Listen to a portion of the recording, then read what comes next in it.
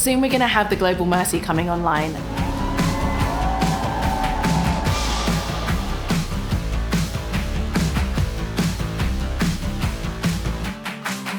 can't help but be moved by the things that you see here. That's life-changing and it's life-giving.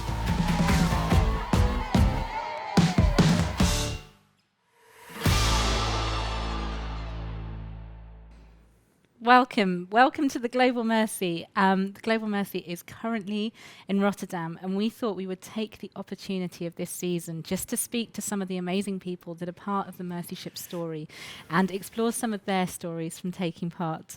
So my name's Anne Buckland. I'm the Global Campaign Manager for Mercy Ships. And with me in the studio today, I have Captain Milan. Hi, how are you? I'm great. Nice to be here. Perfect.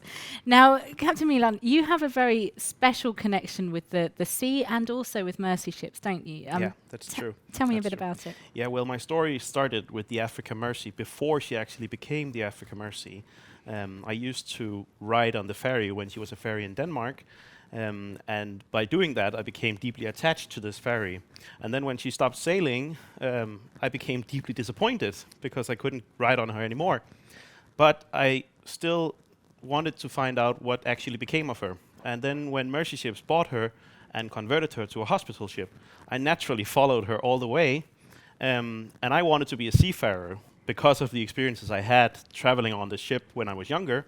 So I became a seafarer, and then in the end, when the ship was converted to a hospital ship, it ended up with actually matching the time when I finished my nautical degree. And then I applied to come back on board as a second officer, which I did. So that was quite an experience coming back to the ship where I used to be as a kid. Wow. So just tell me a bit about what it was like to travel on the ferry as a child before that ship even thought about being a hospital. It was incredible. I was going with the ferry because I was going to visit my grandparents who lived on an island far away from us. So we used this ferry to get there. And it was always just an experience because I went there with my mother and my sister, and we had these play areas around the ferry. And we always ran in there. As soon as we got on board the ferry, we ran to these play areas and started playing. And it was always just it was an adventure. It's the beginning of an adventure. We always knew it was the beginning of an adventure when we got on board. Amazing. And so how did you... Firstly, what happened with your career? Was it because of that ferry you then went into the sea? Absolutely. It was because of the ferry actually stopping to sail in Denmark. When it stopped sailing in Denmark in 1997, and I don't tell my mom this, but I cried for 3 months straight because I couldn't really believe that was actually happening. That we had to travel by car over a bridge or by train under the water, which really didn't speak to me as much as sailing. And you know, I got the opportunity to come back on board one last time, and which I did after the ferry stopped sailing. And by that point, I felt such a deep connection with this ship, and that I decided I wanted to be a seafarer at that moment, right? And I kept pushing for it, I kept aiming for it, kept doing all of the education necessary to go back to sea as an officer. So, and it was all with the aim of getting back on board this ship, on board Africa Mercy again. Perfect. So can you remember the moment that you heard that this ferry was then going to be repurposed? Yes, I can. And I was like, what is going to happen to the ship? How are they going to build that ship into a hospital ship? I really didn't understand how they were going to do it naturally, because they used to ride trains into the train deck, and all of a sudden they were going to move patients into the train deck. And where were they going to put all of the people who were supposed to treat all of these patients? So it was quite an experience getting back on board in 2011 as a second officer and actually seeing what they had done, which is just incredible work, really, right? That's amazing. So how did you feel? Can you remember the first time you walked on the ship? Excitement. I was super excited. I was just, on the moon, really. It was just, I felt like I was coming back to something I knew that had been remodeled in some places, but I could still see the old Danish signs in some locations. They're still there, and they had dedicated an area on the Blue Staircase. For those who have been there, they know where the Blue Staircase is, to the history of the ferry of the Dronning Ingrid, right? So it's pretty incredible. That sounds like a really special place. It really is. And how did that match for you then? Obviously, that ferry had driven you to want a career sailing the oceans. But then the ship, the Africa Mercy, gave you a new impact of sailing the oceans, but with impact as well. How did that feel? Yeah, because when I first went there, it was the intention. My intention was to actually see what had become of Dronning Ingrid. What had it become? And then when I got there, all of a sudden my purpose changed, because when you have been with Mercy ships, when you have been on one of the Mercy ships and seen the miracles that are happening on these ships, you just get you feel like you're part of something bigger, right? And you feel like, even though I'm a seafarer, I'm not in any way, a medical professional, I still have a purpose. I'm still part of this great experience that the patients are on, right? I cannot do any kind of surgery, but I can give them a hug.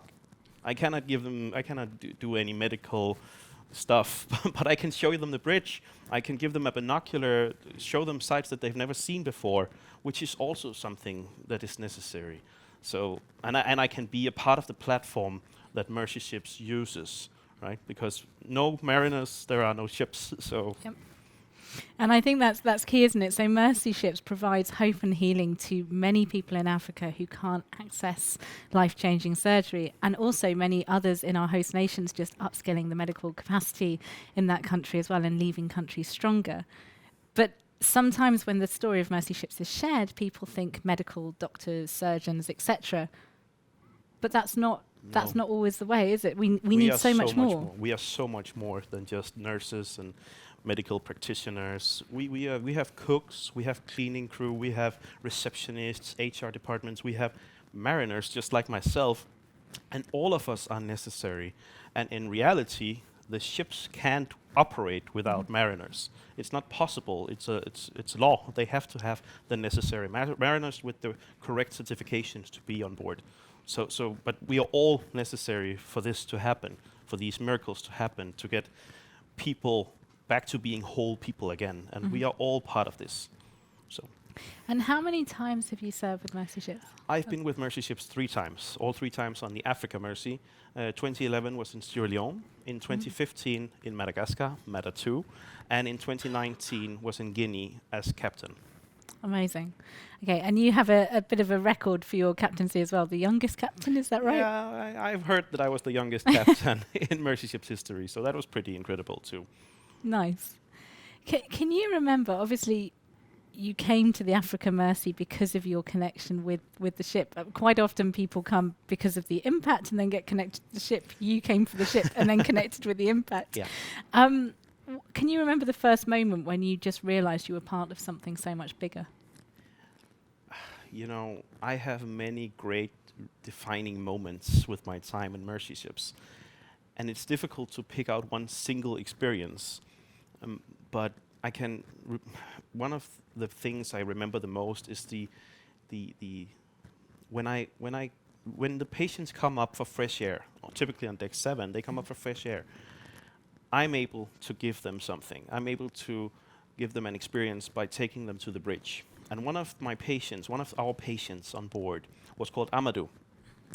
And he had surgery in both of his legs, and he was very sad. Let's just be honest. It's a pretty big surgery.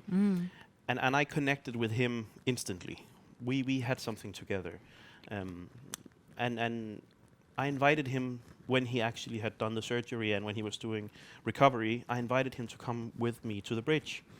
And there were 2 nurses with me.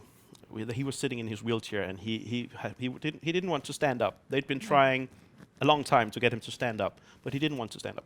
But I invited him to come to the bridge. So he came with me to the bridge. But he didn't want them to ride him in his wheelchair. He wanted to walk. And he walked over to the staircase up to the bridge on the outside. There we have a small staircase with 3 steps. And they were super nervous, these nurses, that he wasn't able to do this. And they actually tried holding him, and he was like, "No, don't do it. I want to do it myself." Wow. Yeah, and he took his first steps up the staircase, up to the bridge, and he had a fantastic time. And I'm never going to forget him smiling on the bridge. It goes straight to your heart. And it's just, I showed him something that he hadn't seen before. He was smiling, he was laughing, he had a great time. And, that's just such a big part of it, being part of their journey. Wow. because obviously you also have a ton of work while you're on board. But these moments, these defining moments, that's something that sticks with you forever when you're on board, and you don't get that in a civilian career. This is very different. It really is. And how is it then for the technical side of the crew? It's not that you're separate and just looking after the ship, and the medical stuff happens well away from you. How does it work on an everyday level? Well, we're a lot of people who are working together on either of the Mercy ships. On Africa Mercy, we were 450 crew members working together to make this happen. And naturally, you try and make everything work together, because you cannot just say that, oh, I'm a mariner, so all mariners in commercial life will say, we need to do chipping and painting. It's super, super important. Yeah, yes, it is. But if you start painting and the fumes will go into the ER when they're operating, it's not very good, right? So a lot of planning and a lot of talking back and forward goes on to try and find, compatibility. When is it possible to do what everyone needs to do on such a big ship, on such a big platform? But Wow. we're all there for the same purpose. We're all there to help patients, and then they are really our number one priority. So, and it always happens. Everything always comes together on a Mercy ship. That's amazing. Can you tell me about what are kind of one of your defining moments being with Mercy ships? Well, I have many, but the first one and the very first I have is actually when we drove up to the Africa Mercy the first time. I came back in 2011, and I saw the ship again. That was just an incredible experience for me, because the last time I had seen her was in 1997. So it had been a long time in the waiting for me to get back to this ship, and then to see her again. It was just incredible. And then from that moment on, all of the patients I've seen ever since, all of the patients I've hugged, all of the patients I've played Jenga with, every one of them has just stayed with me. And naturally, also the friendships you make on a Mercy ship. We are a lot of people working together. We don't just work together, we socialize together. We do everything together, and we also cry together, because sometimes it's rough, sometimes it's hard. And yes, I'm a seafarer, but I also have a heart, and also sometimes the experiences that we have are difficult, and we use each other really much. So That's amazing. plenty of things. So if you were speaking to a seafarer who maybe didn't know anything about Mercy ships, what would you say? I would tell him that this is an experience that they shouldn't be without. This is really something that is in many ways similar to a commercial job at sea, but also very, very different. You get to work with people who are like-minded, and you don't work for money, you don't work for profit. You don't have to rush a schedule, going from one place to another with a commercial ship where everybody is trying to get you to go there as fast as possible. You really are working with the heart here, right? It's hearts first, and you get to see things that you otherwise it wouldn't be possible to see. Many of the commercial seafarers, they see plenty of ocean, they see many countries, but also mostly from the seaside. Here we get to socialize, we get to meet people also in our host countries. So it's a fantastic place, and it's a fantastic experience. Amazing.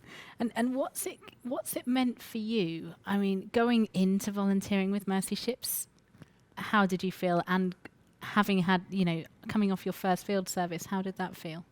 Well, it's really redefined me as a person. I went from, money, earning a lot of money in commercial shipping, and that being my number one priority, to actually advocating signing up with Mercy ships, coming and volunteering with Mercy ships, and making people aware of what Mercy ships is and what we do for people who otherwise have nothing. Because what is really incredible to see is the amount of spirit that these people have in spite of their diseases, in spite of their sicknesses. And sometimes when I hear people complaining in my part of the world, mostly it has something to do with time. They don't have the time because they're stuck in a queue on a highway or whatever. And it feels like it's so wrong, because in these countries they don't have a doctor, they don't have access to healthcare, which is so much more important. And that's just something that's really, it springs to mind when I think about how the world is actually so very different, in spite of us being so close to each other. That's amazing. And I think that's key, isn't it? Mercy Ships exists to help people have access to timely and Absolutely, affordable surgery. absolutely.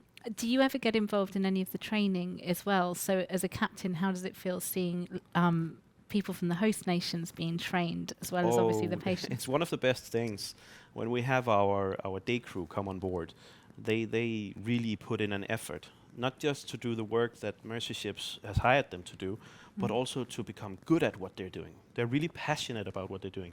And some of them, they sign up for carpenters programs or whatever it might be, and they do something in a long period of time where they finally they qualify as a carpenter, and they show us what they have made, and it's incredible to see that these people came on board, they had no skills before, and suddenly they can make something not even I can make, and I probably can't buy it either. It's really, really unique, and we have a celebration every time this happens, because it's an incredible experience being part of this too, helping people to help themselves, develop themselves. That's amazing. And actually, tell me a little bit more about that, because when I was saying training, I was meaning more the medical capacity building. But actually, there is so much more training that goes on. Just tell me a bit more about that. Well, Mercy Ships is not just helping people who have illnesses and sicknesses. We're also training people so they are able to help themselves in different professions. We have people coming on board who train naturally with the doctors and the nurses. We also have people who come on board and train in the engine room. We have people who come on board and they train in the deck department, right?